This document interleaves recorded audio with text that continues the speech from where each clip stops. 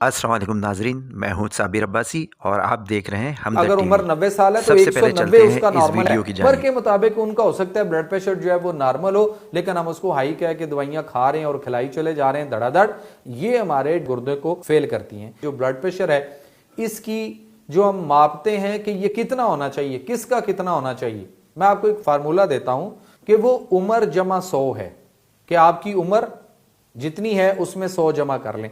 उम्र 20 साल है तो उसमें 100 जमा करें तो 120। अगर उम्र 25 साल है तो फिर भी आप उसको 100 125। अगर आप उम्र 30 साल है या 35 साल है तो उसमें 100 जमा करेंगे तो 130 35 हो गया। अगर उम्र 40 साल है तो 100 जमा 40 140। अगर उम्र 60 70 साल है तो 60 70 जमा करेंगे तो 160 70 हो गया। अब अगर को हमारे घर में कोई बुजुर्ग मौजूद है और उसकी उम्र इस वक्त 70 साल 80 साल या 90 साल है तो उसका जो ब्लड प्रेशर है वो उसकी उम्र के मुताबिक इस वक्त जो है वो अगर उम्र 90 साल है तो 190 उसका नॉर्मल है।